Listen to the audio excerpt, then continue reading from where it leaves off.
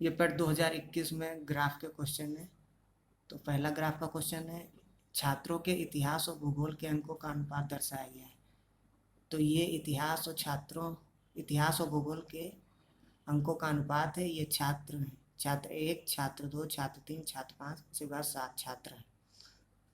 तो छात्र एक के हिस्ट्री और ज्योग्राफी का अनुपात ये दिया हुआ है, छात्र दो का ये दिया हुआ है, छात्र तीन का ये दिया हुआ है। ऐसे छात्र 7 का 1.5 दिया हुआ है हिस्ट्री और ज्योग्राफी का अनुपात। तो पहला क्वेश्चन है, कितने छात्रों ने भूगोल की अपेक्षा इतिहास में ज़्यादा अंक अर्जित किए हैं? तो चलिए सॉल्व कर लेते हैं। तो छात्र एक के इतिहास और भूगोल का अनुपात दिया हुआ है 0.65। छात्र एक के हिस्ट्री और ज्योग्राफी का अनुपात 0.65। इसको सॉल्व कर लेते हैं तो 13/20 हो जाएगा। इसी प्रकार छात्र दो का दिया हुआ है 0.85। छात्र हिस्ट्री ज्योग्राफी का 0.85 सॉल्व करके 17/20 आ जाता है। इसी प्रकार छात्र तीन का दिया हुआ है 0.35, तो बराबर कितना हो जाएगा 7/20। छात्र चार का 1.25, तो ये हो जाएगा 5:4। छात्र पाँच का 1.4 दिया हुआ है, तो ये हो जाएगा 7/5। छात्र छः का 0.95, तो ये हो जाएगा 19/20। इसी प्रकार छात्र सात का दिया हुआ है 1.55, ये दिया हुआ है। तो इसको सॉल्व करने पे आएगा हिस्ट्री और ज्योग्राफी का अनुपात 31/20। तो पहला क्वेश्चन कह रहा है कितने छात्रों ने भूगोल की अपेक्षा इतिहास में ज़्यादा अंक प्राप्त किए हैं? तो इतिहास में ज़्यादा अंक किन किन छात्रों के हैं? तो इतिहास में सबसे पहले नंबर पे छात्र वन के ही हैं। छात्र वन के इतिहास में नहीं है, कम नंबर है इतिहास में। छात्र दो के भी कम है, छात्र तीन के भी। छात्र चार के ज़्यादा है, छात्र चार के ये हिस्ट्री का जो अनुपात है 5 दिया हुआ है। छात्र पाँच पाँच के भी दिए हुए हैं 7। छात्र छः का कम दिया हुआ है। छात्र सात का भी हिस्ट्री में ज़्यादा दिया हुआ है। तो ऐसे 3 छात्र हो गए। 3 छात्र कौन कौन? छात्र चार, छात्र पाँच और छात्र सात, मतलब टोटल 3 छात्र दिए हुए हैं। छात्र चार, छात्र पाँच, ये 5 होगा।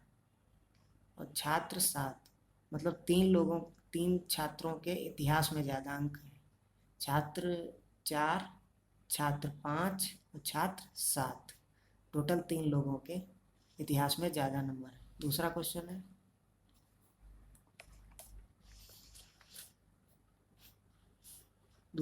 है, किन छात्रों को भूगोल की अपेक्षा इतिहास में कम अंक मिले हैं? तो इतिहास में कम अंक किन किन को मिले हैं?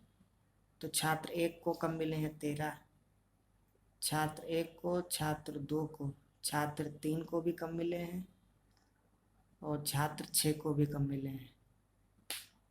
तो ऑप्शन यहाँ से हो जाएगा छात्र एक, छात्र दो, छात्र तीन, छात्र छः। तो ये हमारा आंसर हो जाएगा। तीसरा क्वेश्चन है, भूगोल में छात्र 3 से 4 के मध्य अंक की प्रतिशत बढ़त क्या होगी? तो हमको छात्र 3 से छात्र 4 के मध्य अंक कितने बढ़ते हैं, और हमको जो दिया हुआ है डाटा वो रेशियो का दिया हुआ है, एग्जैक्ट अंक नहीं हमको पता है। तो इसमें जो आंसर हो जाएगा वो आंकड़े अपर्याप्त हो जाएंगे, इनसफिशिएंट है आंकड़े। चौथा क्वेश्चन है, इतिहास और भूगोल के अधिकतम अनुपात और न्यूनतम अनुपात का अंतर क्या होगा? तो इतिहास और भूगोल के जो अधिकतम अनुपात है, अधिकतम अनुपात 1.55 है छात्र सात का, और न्यूनतम है छात्र तीन का 0.35। इनका अंतर हो जाएगा, 0.25, 1.55 माइनस 1.35, तो आंसर हो जाएगा 0.20। लास्ट क्वेश्चन है, छात्र चार को भूगोल में 60 अंक मिले हैं, तो उसके इतिहास में अंक कितने होंगे? तो छात्र चार का हिस्ट्री और ज्योग्राफी में अनुपात 5:4 रेशियो हो जाएगा। तो 4 की वैल्यू हमका दी है 60 अंक है, तो 5 की हो जाएगी। तो इसको 4 से 60 से भाग देंगे तो 15 हो जाएगा। 15 अंक मतलब ज्योग्राफी में 15 अंक, और हिस्ट्री में 15 × 5 75 अंक हो जाएंगे। Thank you.